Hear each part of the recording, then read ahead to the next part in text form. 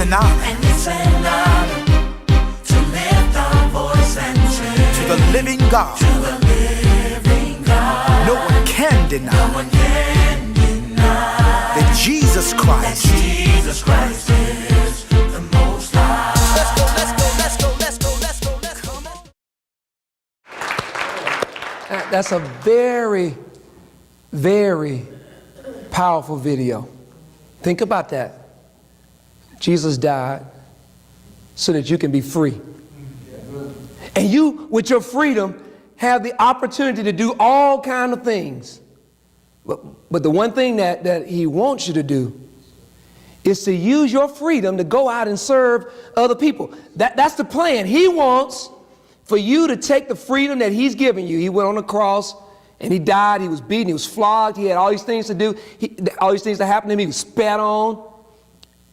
And he died. And he did all of that, not so that we can show up here and worship, not so that we can go out and have fun and have the freedom. And you're free to do all those things. I'm in no way telling you that you have to do some work in order to be happy to get to heaven. The reality of it is, when you accept Christ into your heart, you're free.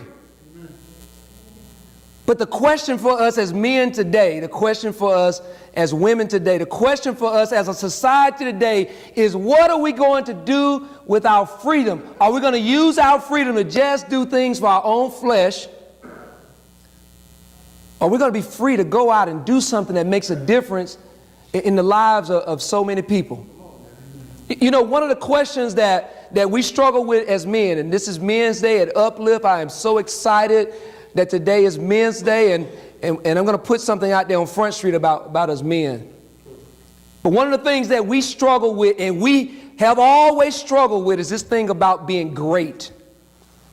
There's not a man in here, don't you let nobody fool you. Every man is highly competitive.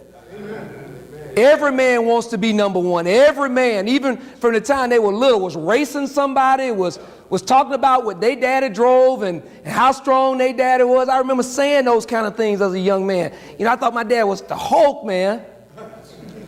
And my dad could beat up anybody's daddy. I always wanted to be number one in everything that I did. I want to be, you know, these men here today, you want to be great fathers, right? You want to be great men of God. You want to do all these great things. You want to be great at work. You want to be number one. It's inside of you.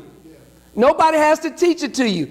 As a man and even as a woman, you're constantly striving for this greatness, right? And we had an opportunity about a month ago to go down and celebrate the life of a real great man. Pastor Adams, he's down in South Carolina, been preaching for over 30 years, been serving for 50 years, been married for over 40 years, a great man of God. And as I was going and preparing to get the message for his anniversary, God put this poem on my spirit. And it's called The Bridgebulder. And what I want to talk with you about today, I want to talk to you about true greatness. I want to talk to you about getting to that place where you are truly, truly great. And let me just tell you now, I'm going to tell you up front, it doesn't have anything to do with what kind of car you drive. It doesn't have anything to do with where your house is located, what school you went to. It doesn't have anything to do with your team. It doesn't have anything to do with the shoes you wear, the type of liquor you drink. None of that stuff in the end will mean anything when it's all over with.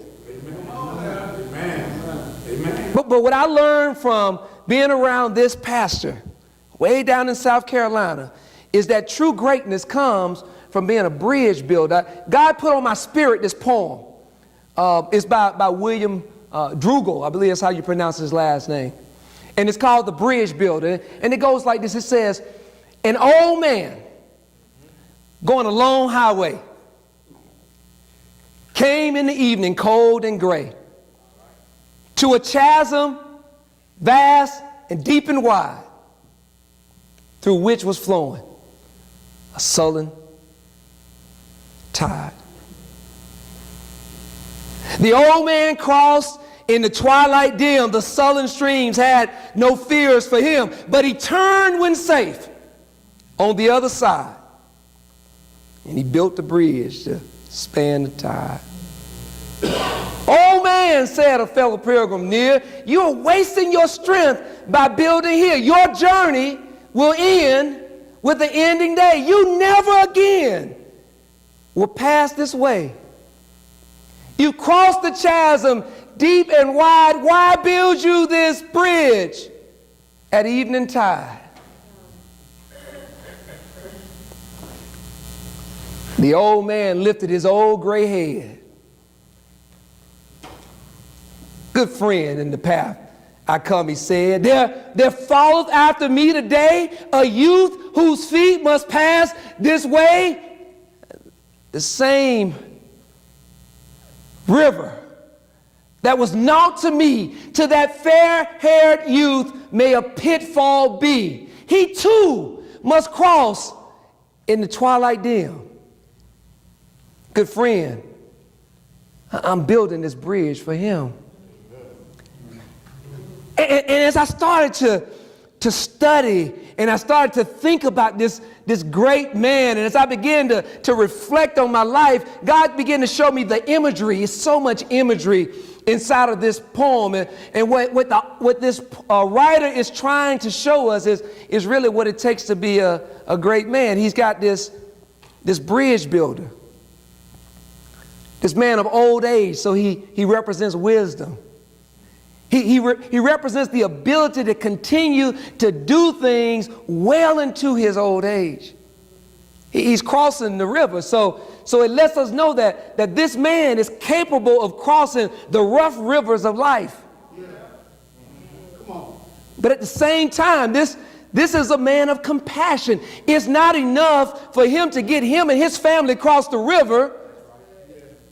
It's not enough for him to take care of his own position at the job. It's not enough for him to have his own yard looking good, or for him to have his own children in college and taken care of. It's not enough for his wife to be just happy. It's not enough for him to have his own car. But he felt it important that he stop and he say, I need to go back and build something so that young people who come behind me, young people who are suffering, young people who may not have had a dad, young people whose mother may not have been in the house, young people who learning may not have been easy for, young people who might be being bullied, so that they won't trip and fall and get into this water and have some kind of problem. He says, this is not for me. He says, this is for them. And there's more imagery inside of this poem. Because just as there's this bridge builder, there's this fellow pilgrim, is what he calls him. This guy that's skeptical, that's, why are you doing this? Why are you helping these people? Why are you going and back? Why are you wasting your time? This won't help you. Why are you spending time doing something that won't benefit you? Why are you giving your money? Why are you tithing? Why are you going down there and spending time? Don't you know you could be hanging out? You could be taking a class. You could be doing something to advance yourself. Why are you spending time with these other children when you got your own children? Why are you out there doing stuff for other folks instead of just focusing on building your own empire?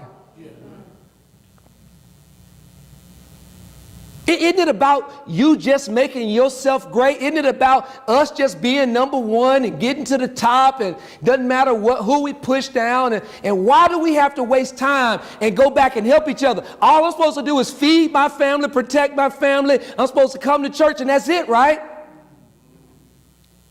And that's where we are today.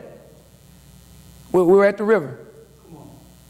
We're looking down into the stream at the river, and as men, we're looking in and we're trying to make a determination of what we see in the stream. Do we see the bridge builder? Has my life been one of sacrifice for others? Have I been on the front line serving and being there, being sympathetic to folks' needs, being empathetic to folks' needs, being sacrificial? Am I going out helping people in the same situation? They don't have a dad, I didn't have a dad. Am I going to just let them go through what I went through? They didn't have food, I didn't have food. Am I going to just let them be hungry? Each one of us today, I'm putting you on the river, and you're looking into the river now. And even though life is rough, even though the current is rough, even though there's so much going on in your life, even though you've got all kind of challenges, and up through here you feel like you've been doing a great job, I'm asking you to look into the image in the river. Is it one of a bridge builder? Or is it one of a fellow pilgrim? Just somebody going through life, focused on yourself, just doing whatever it takes to keep you out of whatever statistical category you decided a long time ago you were not going to be. Jesus has a similar kind of encounter. It's amazing how the Bible covers everything. We're going to look at probably the best, absolutely the best bridge builder of all time. Jesus built a bridge for us to have. Come on, we're going to take some time today. We're going to walk through this story in Mark 10, starting in the 33rd verse. Let's just read a little bit about being a bridge builder. Jesus is out, and he's doing all these miraculous things, and the disciples finally get it. They finally understand exactly who it is that they're following. They can finally begin to tie him back to everything in the Old Testament. See, there's all these predictions in the Old Testament. And Jesus is going through the land and checkbox each one of them. He's changing, he's doing this water to wine thing. He's healing these people. He's doing all these things. And what he's doing is he's going in and he's touching every single one of those prophecies. And now they get it. They understand, okay, this is the Messiah. This is the Emmanuel himself. This is God with us. This is the Son of God. He's going to come in and he's going to change our situations. They get it. And all of a sudden, Jesus begins to talk. He says, listen, we're going up to Jerusalem. The Son of Man, me, will be handed over to the chief priest and the scribes. So will be handed over to the good religious folks. And they will condemn me to death, and I would not have done a single thing. He says, then they will hand me over to the Gentiles, and he's talking about the Roman government. And they will mock him, spit on him, flog him, and kill him. But check this out. On the third day, I'm going to build a bridge. On the third day, I'm going to come out. On the third day, I'm going to make a way for everybody else. Anybody, I'm going to become a door on the third day. There's going to be a gate on the bridge. And anybody who comes to the bridge in my name, there's going to be a walkway to heaven. Listen, they're going to have an opportunity to go before God one day and know God because of what I'm going to do. I'm not just doing this for me. I was fine. I was up in heaven with my Father. I came down here to build a bridge. I came down here to serve. I came down here to be killed. That was me building the bridge. And now that I'm done, when I'm finished, on the third day, I'm going to walk out. I'm going to open that bridge up for anybody who wants to come to heaven. Amen. Amen. He says, amen.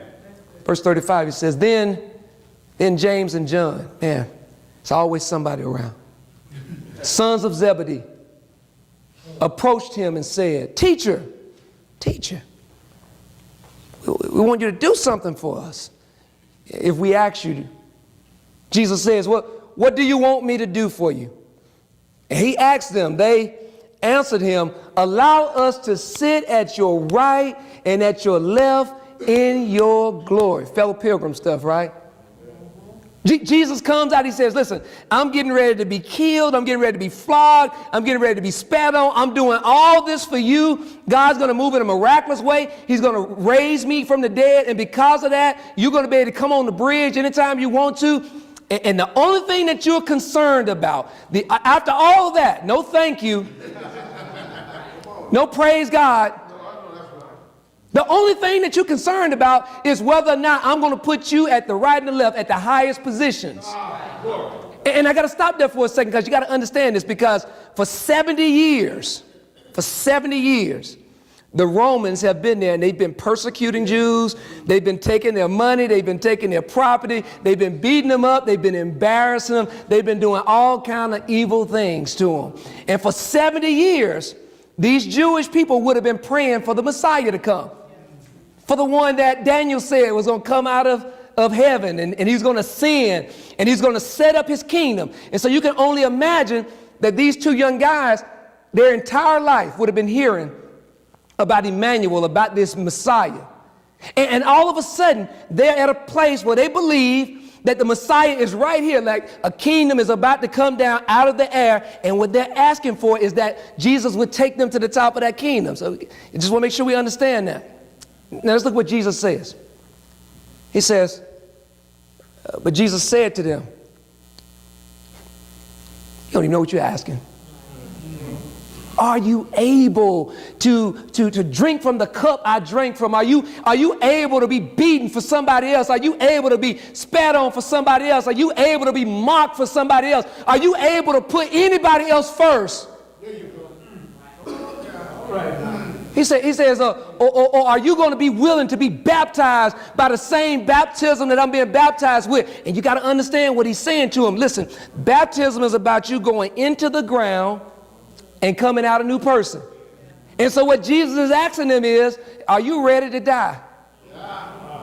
You want to be in charge. You want to be number one. You want to be great. You want to be at the top. But are you able? What you say? Come on. Yeah. So that's the question I got for men today. You want to be a shot caller, brawler, whatever. You want to be number one. You want to be out front. But are you able? Are you able to take on the responsibility that it means to be the head of your house, let alone the head of the community? Are you able? Are you able to put other people first? Are you able to sacrifice for others? Are you able, more importantly, to put yourself second? Or third, or fourth? Let's go a little bit further. They said we are, which is the same thing all of us will say today. Sure, we're able. Sure, I'm able. They told him, Jesus said to them, well, you will drink. And that's one thing about being a Christian. You will drink the cup I drink, and you will be baptized with the baptism I'm baptized with. But to sit at my right or at my left is not mine to give. Instead, it's for those who have earned it, those who have, it's been prepared for. And what Jesus is saying to him is, you're going to have to go through some stuff. Yeah, been on this Christian walk, man, there's some things that you're going to have to give up, but whether or not you're going to be at the top or the bottom in glory, that's not for Jesus or anybody else to determine. The way that you determine it is by earning it. The way you determine it is by getting out and serving and being out in the community and putting people first above you and loving people and being compassionate. You earn it by being faithful to yourself, to your wife, to your church, to your community, to your God. Let's go a little bit further. He says, when the other 10 disciples heard this, they began to be indignant. I love that word. They were angry. They were upset. They were mad, because how in the world could these other 2 disciples even murmur, say anything like this, even murmur this? But as I read that, I think if we were to really do some examination of ourselves, I think this is a challenge for all of us. I think all of us have some James and John qualities that we have to grapple with as we stand before the river. As we look over our life to this point, I think we're going to see some James and John qualities sometimes when we put ourselves first instead of others, including God. Yeah. He says they began to get indignant at James and John, and Jesus called them over and said to them, you know, those who are regarded as rulers of the Gentiles, they dominate over them. This is how they become number one. They dominate over them. And their men of high positions exercise power over them. That's how the world tells you. The world tells you in order for you to be number one, you got to have people who are serving you, who work for you, who you dominate over. But look what Jesus says. But it must not be like that among you. He said we've been sold a bill of no goods. He said that everything that we've been taught about being number one, about trying to be number one, about trying to drive a certain thing or wear a certain thing or have a certain thing, that all of that stuff, none of it's right. Not kingdom right. He says, but it must not be like that for you, for Christians. He said, on the contrary, just in case somebody was confused or wanted to say, well, really theologically or, spiritually, he was trying to say something else. We will interpret this thing how we want to interpret it. Jesus saw it important for him to say, on the contrary, whoever wants to become great, you want to be great, you got to start by being a servant. Amen. That's what he says. He says, and whoever wants to be first among you must be a slave to all. And just in case you still were confused, he comes back to say that listen, for even the Son of Man, even Jesus the Christ himself, did not come to be served, but to serve. And to give his life as a ransom for many. That's it right there. Thank you, Lord. That's it right there. All right. Thank you, Lord. I want you to just imagine for a second.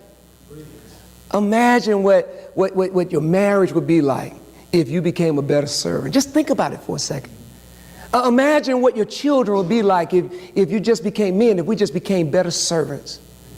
Imagine what your community would be like. I'm talking about the community that you drive in. You say, man, this ain't the same old community we moved in years ago. When we moved here, it was X, Y, and Z, and it was wonderful. And now look at all these people. They tearing it down. But what are we doing, man?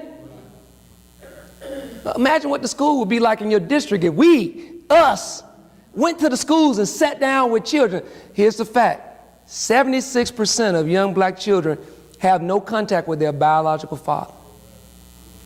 76%. That's 6 out of 9 young men who are not in contact with their biological fathers. I want you to understand a few things. I want you to understand, first of all, that your serving is needed. See, I think that a big part of why we end up being a fellow pilgrim instead of Bridgebulder all these years is because we really thought, well, they've got disassociation. They've got this thing, the church is doing this serving, and these people are doing this serving, and we got all these different places that are doing serving, so I'm not needed. It's not true. Look what happens here in Deuteronomy. It says, for the poor will never cease to be in the land. Therefore, I command you, it is a commandment that we go out. You should freely open your hand to your brother, to your needy, and the poor in your land. I want you to think about this for a second. 1,400 years before Christ was born, Moses wrote, poor will never cease. 1,400 years before Jesus was born. Over 2,000 years after Jesus was born, there are poor people downtown in Charlotte right now. They don't know what they're going to eat tonight. They don't know where they're going to sleep tonight.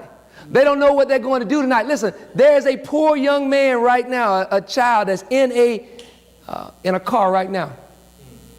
His bedroom will be the back seat on the right side. As men, we have to understand that there's a significant need for us, that people need to see people who look just like us out there doing something. People need to see us. They need to feel us. They need to touch us. You remember when you were out there? Some of you remember very specifically what it was like when Daddy never came back. You remember seeing the other young man with their father, and you remember thinking, if he would just come by and spend some time with me.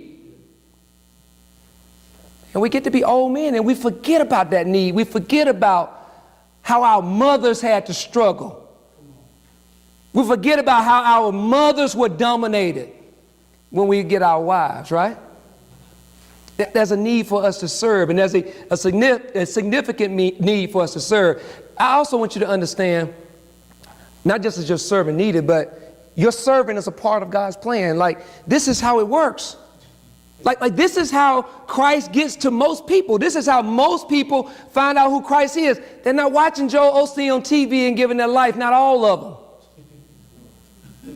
Many of them are being touched by you when you go out to the soup kitchen, when you go out and spend time at the elementary school. You touch a young person's life, years from now, their entire family is saved because of time that you spent, that we spend out serving. What it says in Galatians 6, he says, carry each other's burdens. And in this way, you will fulfill the law of Christ. This is how people will understand what it means to have Christ in their life, by what they see us out there doing as men. I want you to understand that you're uniquely qualified to serve. I know sometimes we get in this place, especially as men, where we want to have all these things in order. We need to have a degree, we need to have training. We want to make sure we made this mistake, and all of us have made some mistake. But you don't know about my mistake. I got arrested. Well, maybe so. It doesn't matter. You're uniquely qualified because of what you've been through, because of the mistakes that you made, because of what you've seen, because of what happened to you as a child, because of what happened to you in your marriage, because of what happened to you at your job. You are uniquely qualified to go out and serve. Matter of fact, you're the key that'll open only that door. That door to that young man's heart, to that young lady's heart. You are the uniquely designed key that opens it. I also want you to understand that God sees you. He sees your service. That I don't care if anybody else says anything to you. I don't care if you get an award. I don't care if we bring you up before the church and we clap for you. You need to understand that God sees everything that you're doing for everybody. And every little thing that you do that advances the kingdom through your serving, God appreciates. Look what it says right here. He says, God is not unjust. He will not forget your work and the love you have shown him as you have helped his people. You show God love through helping his people. He says, and the fact that you continue to help him is one of those things that's great. Matter of fact, I'll go a little bit further. He says, not only does you need to understand that God sees you, but you need to understand that your serving pleases God. That when God sees you out serving men, when God sees you out building bridges, men, when God sees you out helping people, that brings him happiness, that brings him joy, that brings him pleasure. Look what it says right here in Hebrews. It says, and do not forget to do good and to share with others. For with such sacrifices, God is pleased.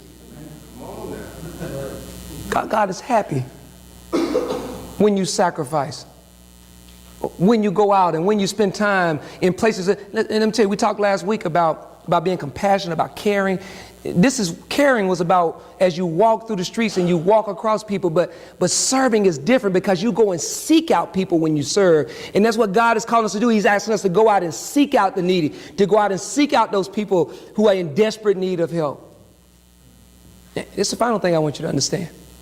I want you to understand that God rewards those that serve. That if you want to really get to greatness, that if you really want to get to the place, if you really want to start to get some of the things that you feel like that right in front of you. We've been talking about this a lot in our prayer meeting. It feels like right now that I've been hearing a constant prayer request. And that is the thing that God promised me is right in front of me, but I can't get to it. I've been hearing a lot of people coming to me and saying, it's just outside of my reach. And what I wanted to tell you today is the way that you get your arms to stretch a little bit longer is to serve somebody else. Come on. Amen. Look what Proverbs says. It says, whoever is kind to the poor lends to the Lord, and he will reward them for what they have done. Amen. Amen. So this week, I want to leave you with this. I want you to make serving people your goal. I know that's different. I know it's counterculture. I know many of us have probably never even gone out and served anybody. I know that what I'm asking you to do, you're busy and you got a lot going on, but I want to make sure that you understand that the world needs you. Amen. That as men, God needs you to be building bridges so that we can get as many men as we can into heaven, so that we can help as many people as we can. And I want you just to take a moment and imagine. Just stop and imagine your life when you become a person who serves. I want you to imagine right now all the lives, all the children whose lives that you'll touch. See them grow up. Years after you're gone, they're still telling their children about the sacrifices that you made in their life. When you think about the greatest people in the world, what do you think about? When you think about the greatest people in your lives, Is it the same thing as the greatest people in the world? You know, we put greatness on people like Michael Jackson, on the Whitney Houstons, on the Elvises, but what we start to realize throughout the course of their lives that things are not so great. But what about the lady that spoke nice words to you in preschool? What about the young man that stopped by the house to spend some time with you? What about all the people who poured into you? What about the people who served you? I want you to imagine years from now, people still talking about how you got them through, how you were there for them, how you and a group of guys showed up at their elementary school, and how they knew that they wanted to be just like you one day, and how it changed the course of their life, how their parents were alcoholics or on drugs, how they were sleeping in the car, but they knew one day, because God sent you, men, into their lives, that God cared for them and God loved them and God was going to pull them out. I want to challenge you today. I want to challenge you to look down in the river.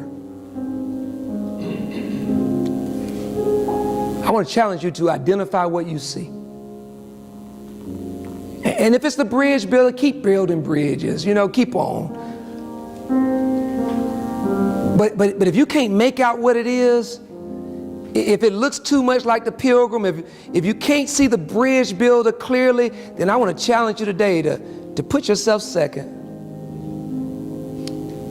and begin to love the people around you and serve them and be there for them and make a difference in somebody's life. And this is why I want you to start, because you're going to need somewhere to start. Listen, as I've been talking to you, there's been something that you went through. Your particular thing that you needed somebody to come and serve you at some point. And that's the place where I want you to start. I want you to figure out as much as you can do to be able to serve that population, and as much as you can do to be able to help out that population. That person that represents you, they don't have to suffer anymore because of you. To God be the glory. Amen.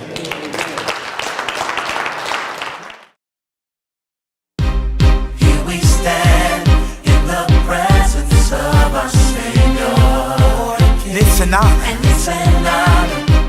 to lift our voice and sing to the living God. No one can deny